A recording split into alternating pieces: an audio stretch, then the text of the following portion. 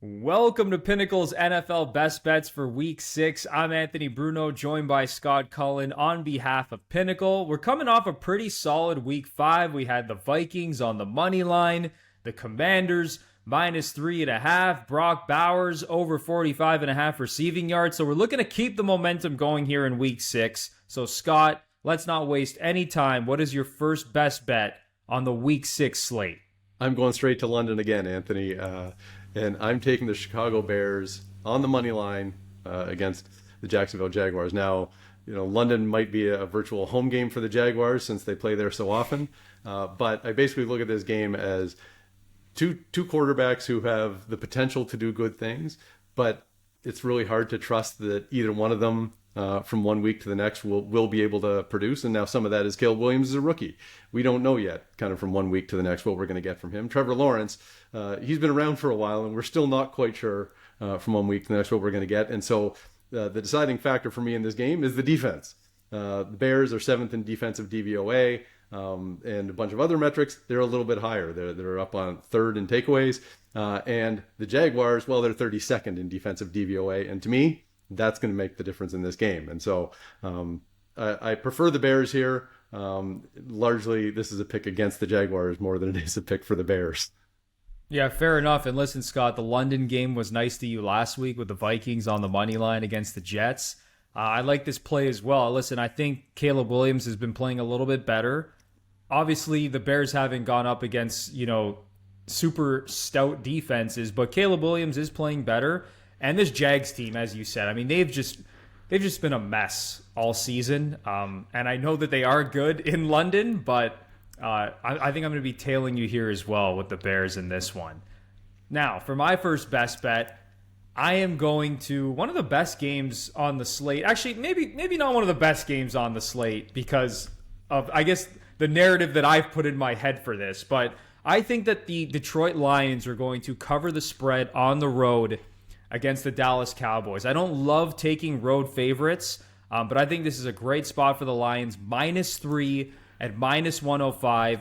It is a matchup between an excellent rushing offense in the Lions and a terrible rushing defense in the Dallas Cowboys. Even when you look at the metrics, the Lions, they're 3rd in rush EPA. The Cowboys are dead last in rush EPA in the NFL. The Lions are coming off a bye. The Cowboys are coming off that last-minute 4th and goal comeback against the Pittsburgh Steelers. This is a Cowboys team that I don't maybe want to go as far as calling them fraudulent. I just don't think they're very good.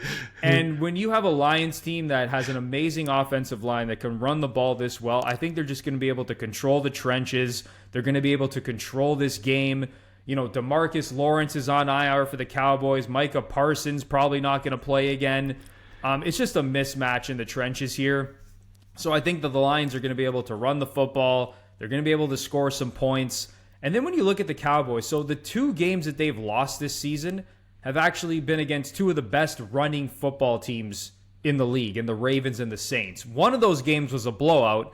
The other game against the Ravens, they got out to a 28-6 lead. They let the Cowboys get back into it. That probably should have been a blowout as well. Yeah. So I think it's kind of a similar game here against the Lions. Also, one other thing I'll add in, David Montgomery, Pinnacle has the best price in market for him to score a touchdown at -113. So figured I'd throw that in there as well. But I do like the Lions -3 on the road against Dallas. Well, I think those injuries on Dallas's defense are devastating, right? That if the Cowboys were to have a chance in this game, you would like to tie it to Micah Parsons getting pressure on the quarterback and Lawrence, controlling the defensive line at least a little bit because the Lions have such a strong offensive line. Without those guys, it seems like it's a really uphill fight for Dallas, even though they're at home. As much as I would love to, ride the Cowboys, I have a really hard time trusting them from one week to the next. And when they're facing a team as strong as Detroit, I would definitely side with the Lions. Yeah, I think the Lions make a statement in this game. All right, Scott, back to you now for your second best bet on the slate. All right, my second best bet, I'm going to a player prop. I'm taking Cincinnati Bengals wide receiver Jamar Chase over 75.5 receiving yards Sunday night against the New York Giants. And there are a couple things at play here. One, the Giants defense is a little bit below average, 20th in defensive EPA on dropbacks. But Joe Burrow is completing 72% of his passes. For all the flaws that the Bengals have, Burrow's starting to chuck that ball around and really get some results. And last week he completed 10 passes on 12 targets to Chase for 189 yards. And that's the third straight week where Chase has put up big numbers. And so I'm looking at 75.5, and based on how he's played recently, he should blow past this against the Giants.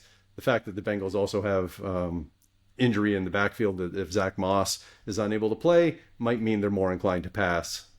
Even if they throw one or two more balls in Chase's direction, that improves his odds of hitting the over on this one.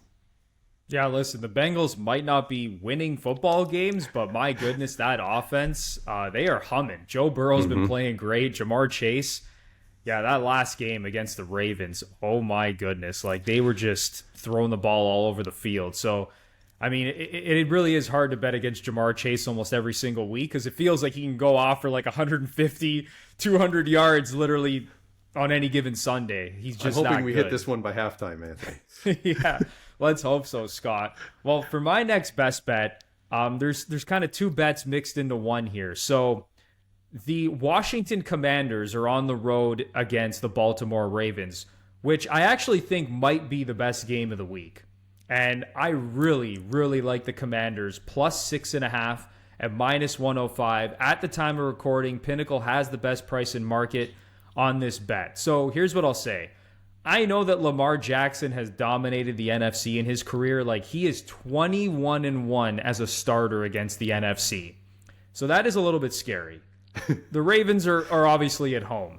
But this Commanders offense has been amazing. Okay, and I don't think that they're getting enough respect, and I don't think the market has quite caught up to how good this offense actually is. They lead the NFL in EPA per play. Jaden Daniels leads all quarterbacks in EPA per play. I think that they're going to be able to push the ball downfield against this Ravens defense.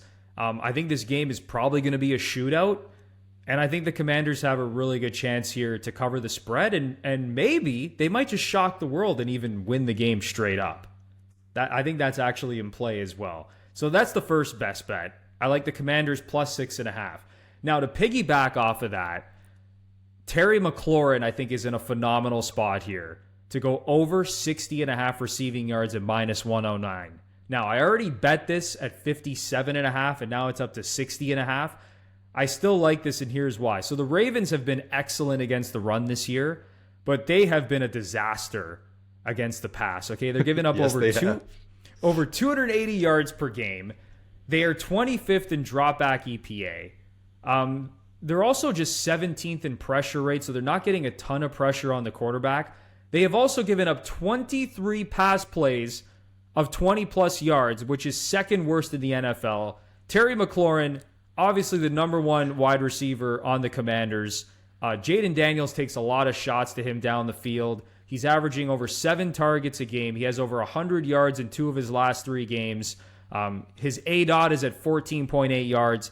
If we can get 7 targets in this game against this Ravens secondary that has just been getting gashed week after week, I think Terry McLaurin is going to easily clear 60.5 receiving yards.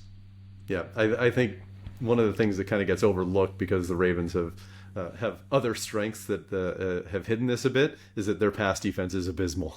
And you saw it last week with Chase and the Bengals, that they torched him. And Terry McLaurin isn't Jamar Chase, but he doesn't need to be to go over 60.5 yards. And going against that Ravens defense, there should be plenty of opportunities for him.